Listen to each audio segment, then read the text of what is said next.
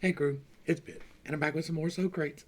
Today we're going to be checking out the second half of the dialogue of Plato, Charmides. Uh, this one is dealing with sound-mindedness and how to determine if you're sound-minded or not. Now, Socrates has a way of asking questions in order to dig out the root of the situation, and that's what happens in this dialogue. Uh, let's dig into the text. We left off right here, so then, blessed man, be bold in answering the question. Based on how it appears to you, and never mind whether it is Critias or Socrates who is being refuted, just apply your mind to the argument itself and consider how exactly it turns out under scrutiny. Yes, said he, that's what I'll do, and since what you are saying sounds reasonable to me. Then, said I, explain. What are you saying about sound mindedness? Well, said he, I am saying that of all of the other knowledges, it alone is knowledge, both of itself and the other knowledges. In that case, said I, wouldn't it also be knowledge of lack of knowledge, if it is indeed knowledge of knowledge? Entirely so, he said.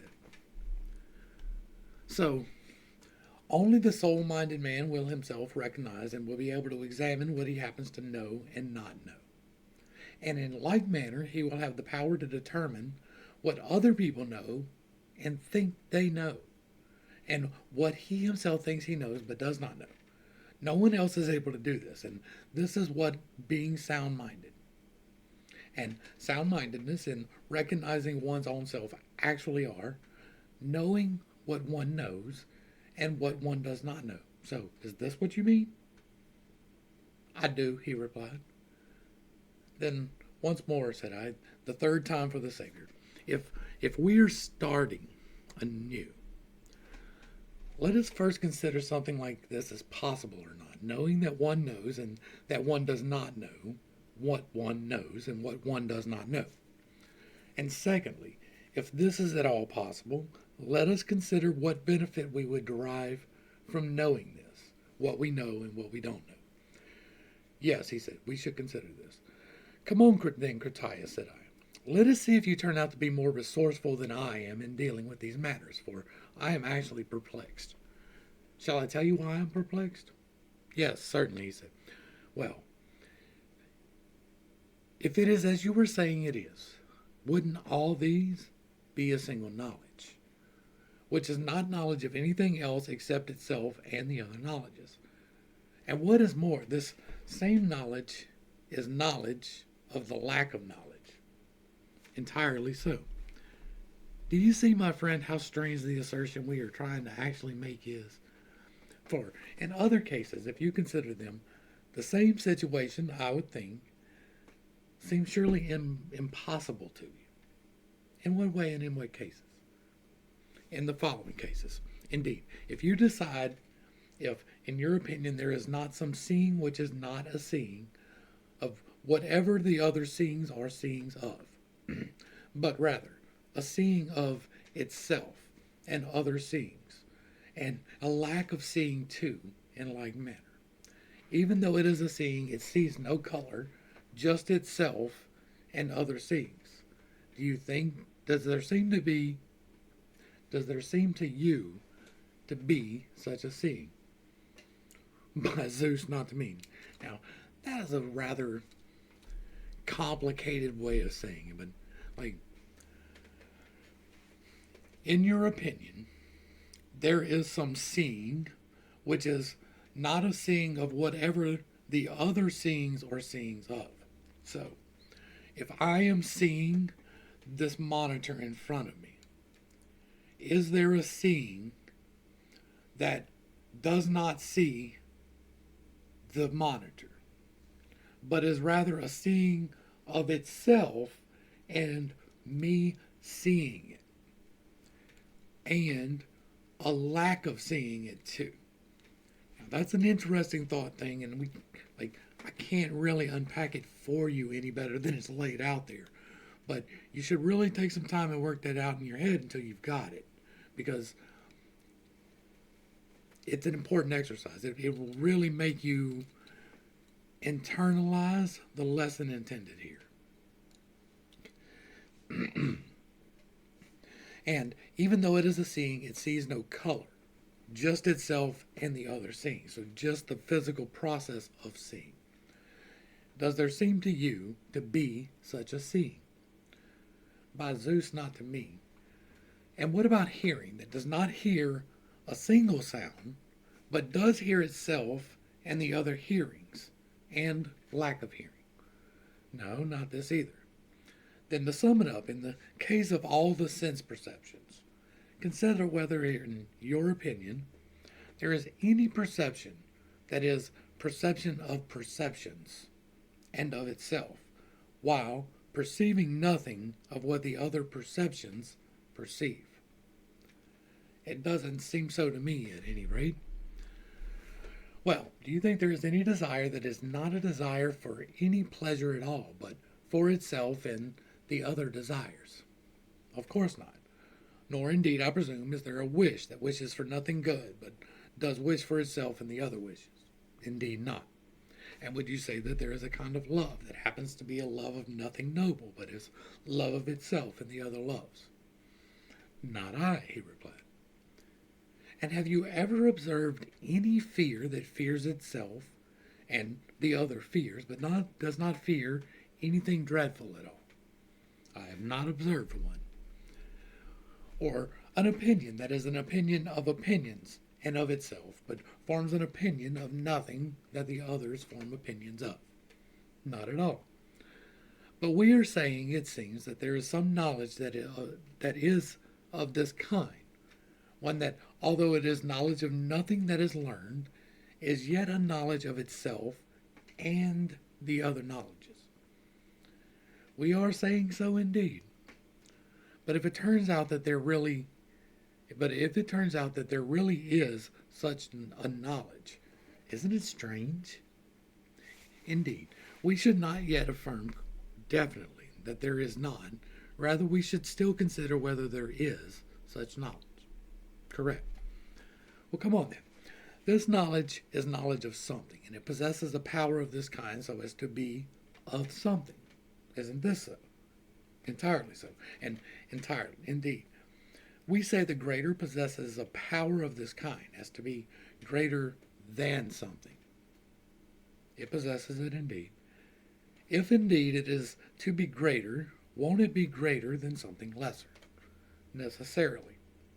Now, if we were to discover something greater that is greater than the graters, and than itself, but greater than nothing other than the graters are greater than, presumably it would be entirely in the situation whereby, if it were indeed greater than itself, it would also be lesser than itself, wouldn't it? Necessarily, Socrates, very much so. And what is more, if something of a double is a double of other doubles and of itself, then being a double of the others and of itself, it would then, of course, be a half, for a double is presumably double of nothing other than half. True. Won't then what is more than itself also be less than itself? What is heavier, lighter, what is older, younger, and in the same way, and in all other cases, won't whatever has the power of itself, directed towards itself, also possess the being towards which its power was directed? I mean, something like the following. We say that hearing, for instance, would be hearing of nothing else except sound. Is this so? Yes. In that case, if hearing is indeed to hear itself, it will hear itself as possessing sound, for otherwise it would not hear, most necessarily. And seeing too, I presume, best of men, if it is indeed to see itself, needs itself to possess some color, for seeing could never see anything devoid of color. Indeed, it could not. Well, Critias, do you see that, so far, in working through this, in some cases it appears absolutely impossible to us, and in other cases barely credible that they have the power of themselves directed towards themselves? In fact, in the case of magnitude and quantity and the like, it is absolutely impossible, isn't it? Entirely so.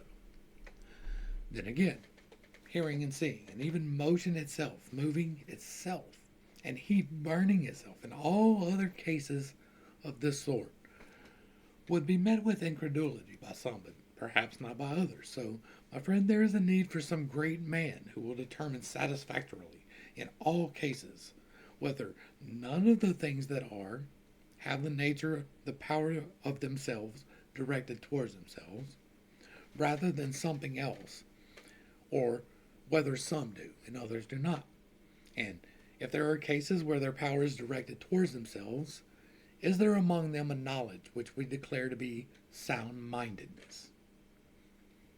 Therefore, I do not I do not trust myself to be up to the task of affirming any of this. Either that it can happen, that there is a knowledge of knowledge, or even if there really is, I cannot accept that this is sound mindedness until I consider whether something like this would benefit us or not. For I actually have a presentiment that sound mindedness is something beneficial and good. So, son of Calliescus, since you propose that sound mindedness is knowledge of knowledge, and indeed the lack of knowledge, you should first show what I was just speaking of is possible, and then that as well as possible is also beneficial, as you will, perhaps satisfy me that what you were saying about sound mindedness is correct. Well, when Critias had heard all of this and saw how perplexed I was, then, like people who see others yawning in front of them and doing the same thing themselves, he seemed to me to have been forced by my perplexity and been overcome by perplexity himself. Now, since he was a man with an enduring reputation, he felt ashamed before the company and was unwilling to accept my point that he was incapable of making the distinctions I was asking him to make. And to hide his perplexity, he did not say anything definite. So, in order that our argument might proceed, I said, but Critias, if you like, let us accept for now that there can be a knowledge of knowledge, and we shall consider on another occasion whether this is indeed the case or not. Come on. If this is entirely possible, is it any more possible to know what one knows and does not know? Since surely, according to us, this is recognizing yourself and being sound-minded. Is this so? Entirely so, said he. I presume that follows at least, for if someone has knowledge that itself recognizes itself, such a person would be just like what he possesses. Just as when someone possesses speed, he is fast, and when someone possesses beauty, he is beautiful. And when he possesses recognition, he recognizes, and when someone possesses recognition of recognition itself, he will then, presumably, be recognizing his own self. I am not, said I, disputing the contention that whenever someone possesses that which recognizes itself, he himself will recognize his own self. But why is it necessary for someone who possesses this to know what he knows and what he does not know?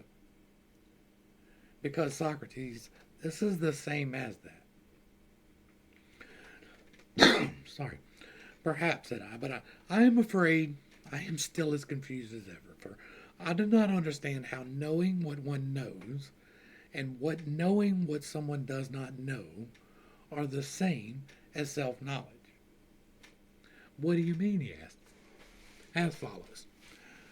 Assuming that there is knowledge of knowledge, we will be able to do anything more than make a distinction whereby, of these two, this is knowledge and this is not knowledge. No, that is the extent of it. Now, are knowledge and lack of knowledge of health and knowledge and lack of knowledge of justice the same? Not at all. No. The one, I believe, is medicine and the other statesmanship, while knowledge is nothing other than knowledge. How could it not be? What if someone were to have the additional knowledge of health and justice, but recognized knowledge alone? Since he had knowledge of this alone, he would be likely to recognize merely that he has knowledge of something and that he has knowledge concerning himself and concerning the others too. Is this so? Yes. But how will he recognize what he knows by means of this knowledge? For he recognizes what is healthy by medicine, but not by sound mindedness, and what is harmonious by music, but not by sound mindedness, and house building by construction, but not by sound mindedness. And the same goes for all of them. Isn't this so? Apparently.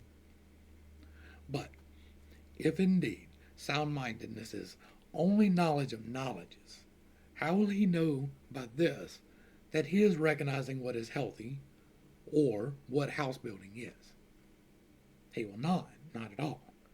Then someone ignorant of this will know what he knows. He will only know that he knows. So it seems. So, being sound minded would not be this, knowing what one knows and what one does not know, but only, it seems, knowing that one knows and that one does not know. Quite likely. Nor will this person be able to examine whether someone else who claims to know something knows or does not know what he claims to know. Rather, it seems, he will only recognize that a man who has some knowledge but sound mindedness will not enable him to recognize what the knowledge is knowledge of. Apparently not. So, he will not be able to judge who is pretending to be a physician when he is not, and who is truly so, nor who else is knowledgeable and who is not. Let us consider it as follows. If the sound-minded person, or anyone else at all, is going to recognize who is truly a physician and who is not, there is something he will not do. He will surely not discuss medicine with him, for the physician, as we said, has knowledge of nothing except health and disease. Is that so? Yes, just so. And yet he knows nothing about knowledge, since we assign this to sound-mindedness alone. Yes. And then the physician knows nothing about medicine, since medicine happens to be knowledge. True. So the sound-minded person will recognize that a physician has some knowledge. But if it is necessary to apprehend what it is, won't he need to reconsider what it is knowledge of? Or isn't each knowledge defined by this, not only as knowledge, but as also a particular knowledge, by being knowledge of certain things? By this, yes, indeed. And medicine is then defined as a different from other knowledges by being knowledge of health and disease. Yes. Doesn't someone who wishes to consider medicine need to consider it in respect of the things it is concerned with? Not, of course, in respect of the things it is not concerned with. That is, in respect of what is external to it. Sorry. Of course not. So, anyone considering this aright will investigate how the physician is a physician in relation to cases of health and disease. So it seems. Won't he do so by considering whether what is said or done in these cases is spoken truly and done correctly? Necessarily. Now, would someone without medical knowledge be able to follow up on either of these? Not at all. Then it seems no one else except the physician could do so. Certainly not the sound-minded man, for in that case, in addition to his sound-mindedness, he would be a physician. That is the case. So it is all the more evident that if sound-mindedness is knowledge only of knowledge and lack of knowledge, it will be unable to distinguish between a physician who is knowledgeable in respect of that skill and one who is not knowledgeable, yet pretends to be such, or thinks he is such, nor anyone else who is knowledgeable in any matters at all, apart from someone with a similar skill as his own, as is the case with other practitioners. Apparently so, he said. Well then, Critias, said I, if sound-mindedness is like this, what benefit might we still derive from it? For if we have been proposing all along The sound-minded person knows what he knows and knows that he knows this, and knows what he does not know and knows that he does not know this. And he is able to investigate the same state of affairs in someone else. Then we affirm that it would be of enormous benefit for us to be sound-minded, for we would live out our life free from error, we and those who possess sound-mindedness, and anyone who comes under our rule. Nor indeed would we attempt to do the things we did not have knowledge of. Rather, we would find out people who were knowledgeable and hand matters over to them. Nor would we trust others who had come under our rule to do anything else, apart from what they were going to do in the right way, and this would be something they had knowledge of. And in this way, under sound-mindedness, a household would be nobly managed, a city nobly governed, and so on for anything else that sound-mindedness might rule over. For with error eliminated and correctness in the ascendant, people in this situation necessarily fare nobly and well in everything that they do. And those who fare well are blessed. Well, isn't this how we are speaking about sound-mindedness, Critias? When explaining the extent to which we know what one knows and does not know be good. Yes, certainly that is how. But now you see that no knowledge anywhere has proved to be like this. I see, he said. Well then, the sound-mindedness which we are now discovering to be knowledge of knowledge, and its absence, possess this good. Will someone who possesses this learn whatever else he learns more easily, and will everything appear to him in greater clarity, since, in addition to the particular thing he learns, he will also behold the knowledge? And will he better scrutinize others about what he himself has learned, while those who conduct the scrutiny in the absence of this will do so in a less effective and inferior manner? So, my friend, are these the sorts of benefits that we shall derive from sound-mindedness? Or are we looking upon it as something greater, and requiring it to be something greater than it actually is? That may very well be the situation, he replied. Perhaps, said I, and perhaps we investigated nothing useful. My evidence is the fact that if, like this, some strange things about sound-mindedness are becoming plain to me. Indeed, let us look at it, if you wish, by conceding that it is possible to have knowledge of knowledge. And let us not withdraw what we proposed at the outset, that sound-mindedness is knowing what one knows and what one does not know. Let us accept this, and having accepted all this, let us consider even better whether it will actually benefit us all, if it is something like this.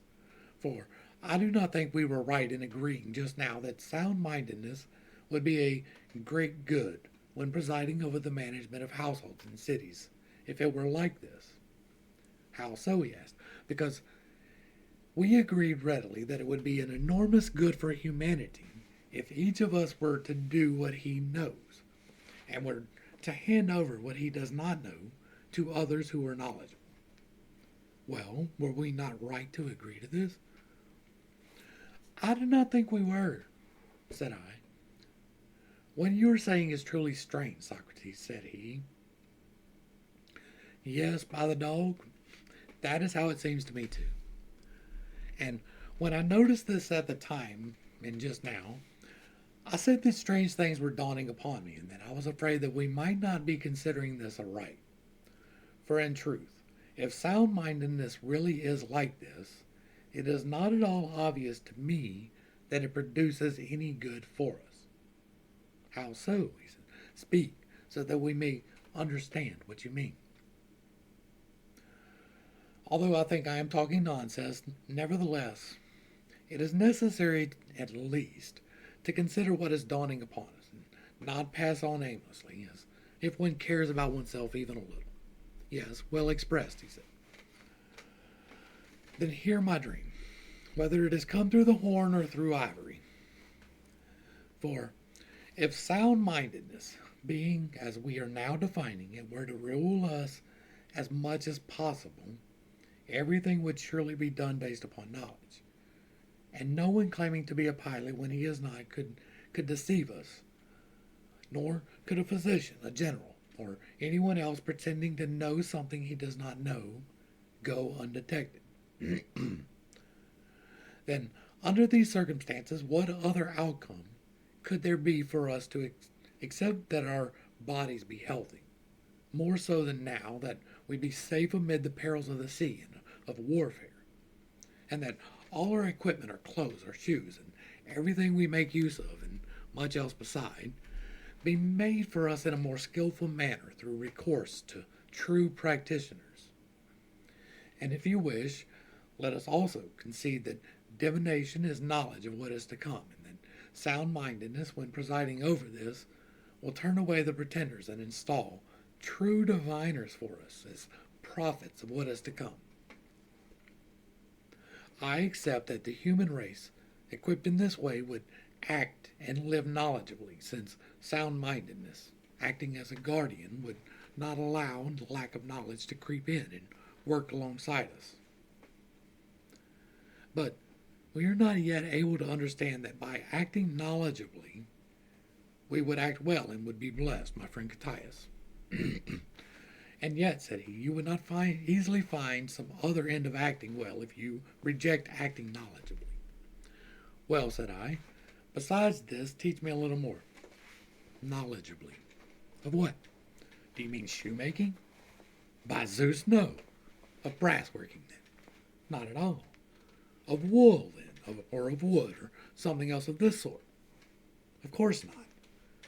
In that case, we are no longer abiding by the statement that someone living knowledgeably is happy. For, if you do not accept that these people, although they live knowledgeably, are happy, no, you seem to me to define the man who is happy as living knowledgeably in particular respects.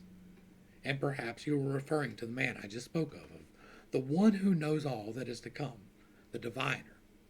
Are you referring to this man or someone else? I am referring, said he, both to this man and to someone else. To whom? Isn't it someone like this? Someone who, in addition to all that is to come and all that has come to be, might also know all that now is, and might be ignorant of nothing. Let us suppose that there is such a man. Indeed, I do not think you would say that anyone alive is more knowledgeable than this. Of course not. Well, I am longing to know this besides. Which of the knowledges makes him happy? Or are they all alike in this respect? No, they are not all alike, he replied. Then what particular sort of knowledge is it? Among the things that are, the things that have come to be, and the things that will come to be, this is the knowledge by which we know what? Well, is it the knowledge by which I know draught playing? What? Draught playing, said he? Is it calculation, then? Not at all. Is it health, then? More so, he replied. The particular knowledge I am referring to is one by which we know what? That by which we know the good and the bad, said he. You wretch, you have been dragging me around in a circle all the time, concealing the fact that it is not living knowledgeably that makes us do well and be happy.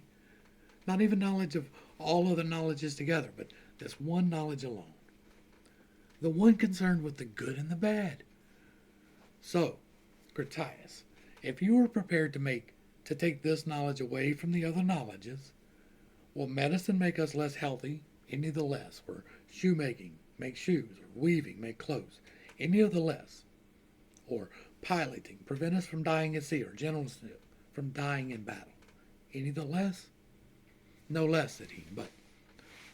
But friend Critias, in the absence of this knowledge, we lose out on having each of these tasks done well and beneficially. That is true.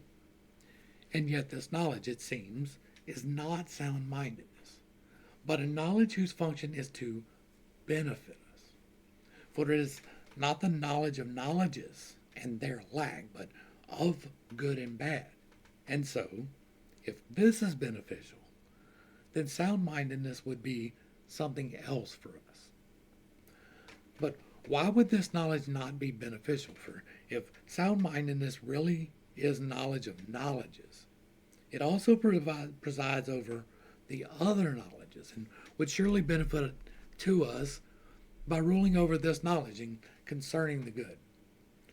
And would this knowledge make us healthy, said I? And would medicine not do so? And would this perform the functions belonging to the other skills?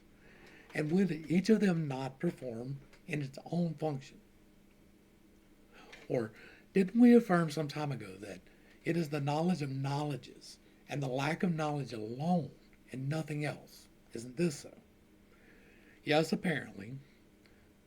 Then it will not be an artificer of health, will it? Of course not, for health belonged to a different skill, didn't it? To a different one, yes. Nor is it an artificer of benefit, my friend, for again, we assigned this function to another skill just now, didn't we?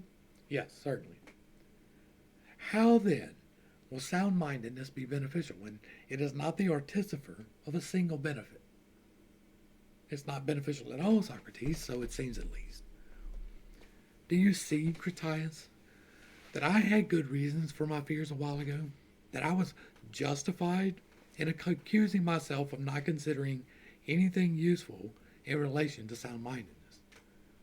For presumably what is agreed to be the noblest thing of all would not have appeared to be devoid of benefit to us if I had been of any use in conducting a proper investigation. But now that we have the worst of it in every way, and we are not able to discover to which of the things that are, the lawgiver ever gave this name, sound-mindedness. What is more, much of what we have conceded does not follow from our argument. In fact, we conceded that there is knowledge of knowledge, even though the argument does not allow this, nor does it declare that there is. And again, even though the argument does not allow this, we conceded that this knowledge also recognizes the functions of other knowledges, so that our sound-minded person might be knowledgeable of what he knows and what he does not know, that he knew the one and did not know the other. And although we conceded this in an altogether high-minded manner, just because our own agreement states that he knows the things that he does not know, we did not investigate the impossibility of someone, somehow or another, knowing that he does not know at all. And yet, I think that nothing could appear more irrational than this. But nevertheless, the investigation, having found us so simplistic and malleable, is still no more capable of discovering the truth. Rather, it laughs at truth to such an extent that although we have for some time been coming to an agreement and developing a proposition that this is what sound-mindedness is, it is revealed to us very contemptuously that this is of no benefit. Now, although I am less concerned for myself, I am very concerned for you, Charmides. If you, with a body like this, and very sound-minded soul besides, will not profit from this sound-mindedness, and its presence will be of no benefit to you in life. And I am even more concerned for the incantation I learned from the Thracian. For if I have learned it with great eagerness when it is something of no value. Now, I do not think this is actually how matters stand. I think rather that I am a poor investigator, since sound-mindedness is a great good. And if you do indeed possess it, you are fortunate. But see, if you do possess it and have no need of the incantation, for if you possess it, I should advise you rather to presume that I am a babbler, unable to investigate any argument whatsoever, while you yourself, being more sound-minded, are also happier to that extent. And Charmides said, by Zeus, Socrates, I don't know whether I possess this or not. Indeed, how could I know when you say that the two of you are unable to discover precisely what it is? However, I am not entirely persuaded by you, Socrates, and I think I myself am much in need of the incantation, and for my own part, there is no reason why I should not hear the incantation from you, day after day, until you say, I have had enough.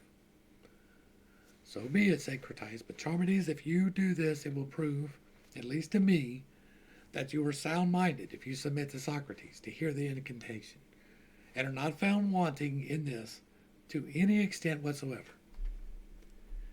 You may presume that I shall follow him, he said, and not be found wanting. For I would be acting terribly if I were to disregard you, my guardian, and not do what you told me to do. Well, then, said he, I am telling you to do so. Then I shall do so, he said, beginning this very day. What are you two planning to do? I asked. Nothing, he said. We have done our planning. So you are going to use force and not grant me a preliminary hearing, I asked. You may presume that I shall use force, since this man here has ordered me to. You, for your part, should plan what you will do in response to this. But that leaves no room for any plan at all, I said, for when the two of you undertake a course of action and do so by force, there is no man alive who will be able to oppose you. Then you should not oppose us either, said he. Then, said I shall not oppose you. And in case you did not pick up on the subtext there, they were about to have an encounter. And so, we wrap up Charmides. This was an interesting thought exercise on the nature of knowledge itself, right? I personally believe that sound-mindedness does have a definition, and you can feel free to pick it apart in the comments down below, but I think that it is having knowledge of what you know and being willing to accept that you don't know. Because there are things that you will never know, and you will never know that you don't know them. And to the extent that you have knowledge, you should use your knowledge, but you should always remain open to the fact that you might not have all of it. And if you exercise that ability, then you are of sound mind, because you are open to being corrected, and therefore you are sound-minded. Hopefully I brought a little bit of enlightenment and not too much confusion to a not too complicated topic, right? There's a couple of confusing parts in there, but it's not really that hard if you sit down and read it. Work it out in your mind. Take it piece by piece. Break it into sections if you have to. It's an exercise on how to think about things, how to pick apart your own logic. Right? The points of the dialogues are to teach you, first, that you may not have some knowledge, and how to determine that. How to pick apart your own argument before you get picked apart and made a fool of. To the crew, thanks for hanging out. I appreciate every single minute that you are here with me, and I am praying for you every single day. Until next time, I love you. God loves you. You are perfect, whole, and complete just the way that you are. And this has been Pit State. Peace.